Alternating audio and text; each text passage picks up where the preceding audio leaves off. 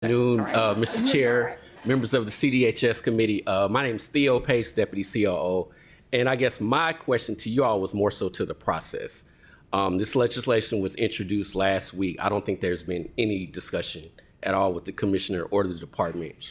We've had previous discussions about after-school programming, but to submit this legislation a month before Camp Best Friends starts, you have 1,000+ kids that have already registered for the program, I feel puts an undue burden on the department. Pretty agnostic to the legislation. I have a son that participates in recreation. I know we have 2 council members that sit on this committee that participate in DPR activities, but I don't see anything in the legislation that would put someone like me who can afford to pay the $35 a week. What would happen if you had people that could afford that would take up all the slots? I don't see anything as it relates to any type of income controls or anything. My thoughts are, can we table this legislation and have a conversation?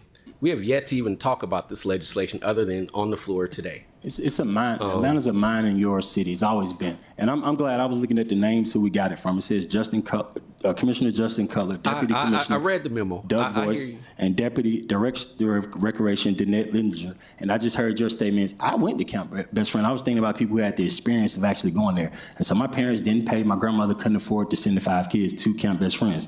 And so I feel really good about this legislation, and we're talking about the city of Atlanta receiving a max up to remove it back down to the numbers on the paper. The city of Atlanta receiving from the constituents after the endowments taken into account less than $180,000. And I see what we do in all our other committees, and I don't think that $180,000 is enough money for us to be asking for the people who don't even go and sign up right now. There's a generation of young folks who don't even sign up for Camp Best Friends because they know their parents can't pay for it. Mr. Chair, members of the committee, I've heard you all say you feel like the department can incur these expenses, but no one knows because there has not been one conversation at all about it. I don't see why. I mean, you have 3 budgetary items on the finance agenda that are going to be held tomorrow. I don't see the rush in holding this and having a discussion with the department. I just feel like that is a bad manner in which to set policy, but you all have the 8 votes on here to move this forward. But I just think that this is a bad kind of precedent that we're setting. Thank you. And we're talking about $300,000. Well, you don't know. That's the problem. You don't know. I said 9,000 people. Stop.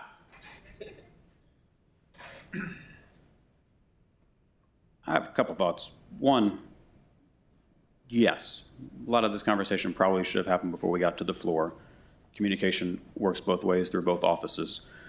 My suggestion 20 minutes ago was that this piece of legislation speaks to an aspiration of having summer programming available to kids. There is a financial component to that should probably be discussed by our finance committee with the CFO in the room, potentially having a conversation about it beginning in FY27. All of those things should probably take place tomorrow in the finance committee meeting, which continues to be my belief. So if someone wants to make any other motion than the one that's on the floor, we've got a motion, we've got a second, and then I'm going to make a motion to refer so we can discuss the financial implications of this and make any necessary changes tomorrow. Was the motion from Lewis and second from Dozier? Second from Westmoreland. Second from Westmoreland. Motion to refer. It's coming. The vote is open.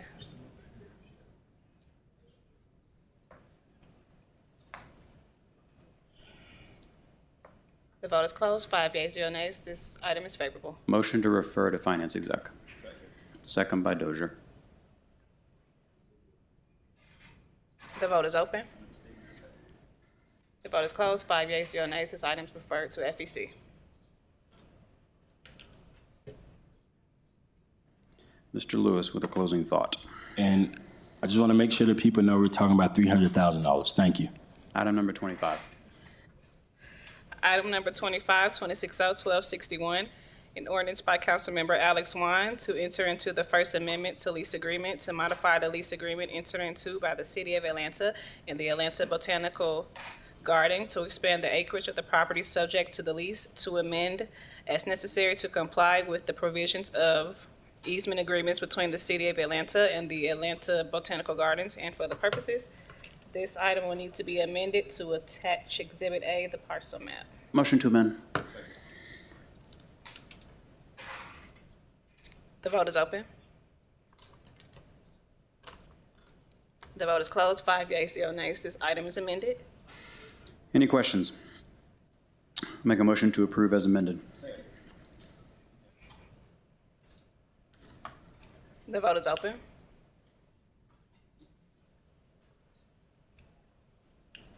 The vote is closed. 5 yeas, 0 nays. This item is favorable as amended. Item number 26, 260-1266. An ordinance by council members Jason Dozier and Matt Westmoreland authorizing the creation of the herein designated City of Atlanta Downtown Enterprise Zone within Atlanta Urban Redevelopment Area Number 1 pursuant to OCGA 36886G of the Enterprise Zone Employment Act of 1997, authorizing the assessment and collection of an enterprise zone infrastructure fee within said City of Atlanta Downtown Enterprise Zone pursuant to the act, authorizing the mayor of the city to designate the Atlanta Urban Redevelopment Agency as the administrator implementation agent of the enterprise zone infrastructure fees. And for the purposes, this item needs to be substituted. The substitute as language authorizing the CFO to set up a new fund for the fee that will be created. Second. The vote is open. The vote is closed. 5 yeas, 0 nays. The substitute is before you.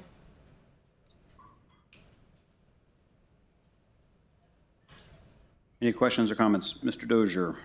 Thank you, Mr. Chair. Colleagues, I've said this from day one since I've been in this office, but I believe strongly in downtown. I believe that downtown Atlanta, especially South Downtown, is not only where the city began, but it also is where its future lies. And I'm so thankful to work alongside this administration and with our development partners and residents to make sure that vision becomes reality. One thing I've been clear about from the beginning is that 10 years from now, 20 years from now, 100 years from now, if we're not successful in our efforts to revitalize downtown, I don't want people to say that we left anything on the table. And so this is one of many policies we've been working on to bring economic vitality back into the heart of our city. And I'm excited to see what the future entails as we bring this to fruition. And so with that, I want to move approval, and I thank you all for your support. Second. Any other questions or comments? The vote is open.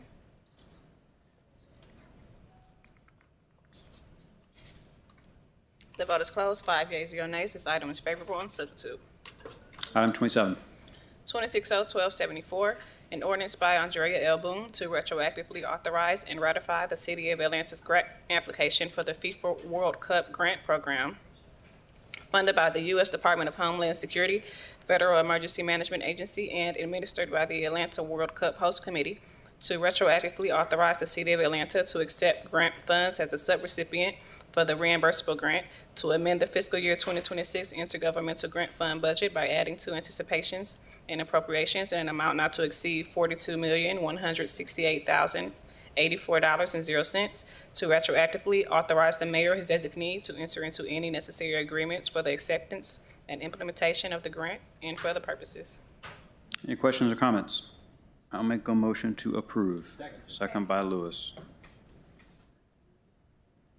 The vote is open.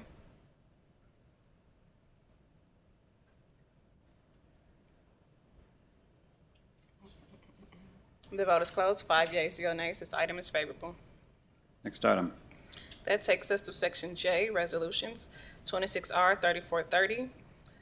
A resolution by council members Byron D. Amos and Dustin Hillis requesting a temporary pause on the proposed sale and redevelopment of 1060 Donald Lee Hollowell Parkway until a full community impact review is completed and for other purposes. Is there a motion? Okay, so motion to approve from Collins. Is there a second? Second from Lewis. The vote is open.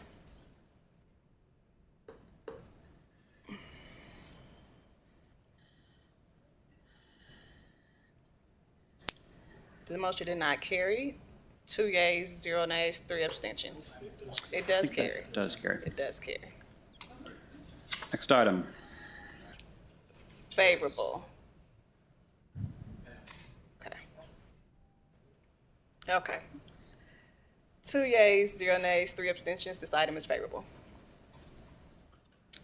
Item number 29, 26R, 3432, a resolution by council members Antonia Lewis, Jason H. Winston, Wayne Martin, Alex Swan, Andrea L. Boone, Byron D. Amos, Kelsey Bond, and Ishe Collins, authorizing a 30-day study on summer camp startup opportunities within the city of Atlanta and for other purposes.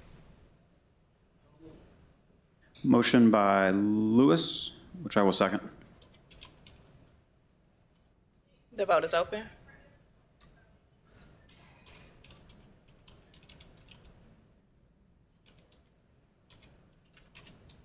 Will everyone please vote? Ms. Collins, how do you vote? Yes.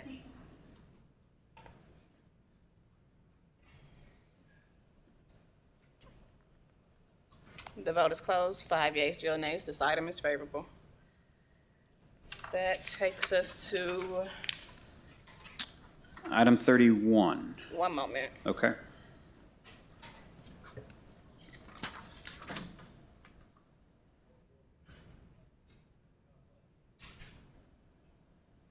Okay.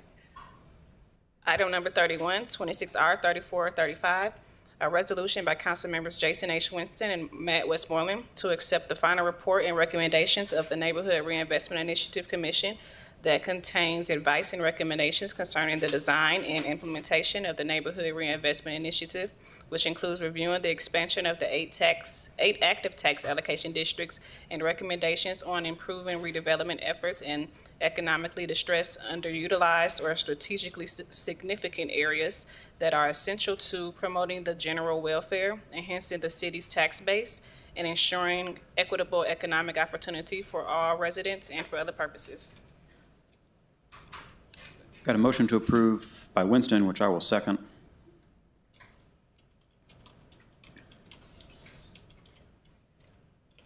The vote is open.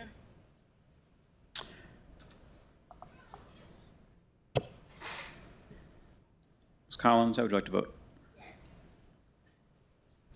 The vote is closed. 5 yeas, 0 nays. This item is favorable, and it will move to FEC tomorrow. And I'll also make a comment for the benefit of the public that FEC and CDHS are hosting a joint work session on Thursday at 10 a.m. to review the recommendations in that document. Item number 32. 26R 3436, a resolution by council members Matt Westmoreland, Jason Dozier, and Ishe Collins outlining the reporting requirements for the Building the Beloved Community Affordable Housing Fund and for other purposes. Any questions or comments? Motion to approve. Second by Dozier. The vote is open.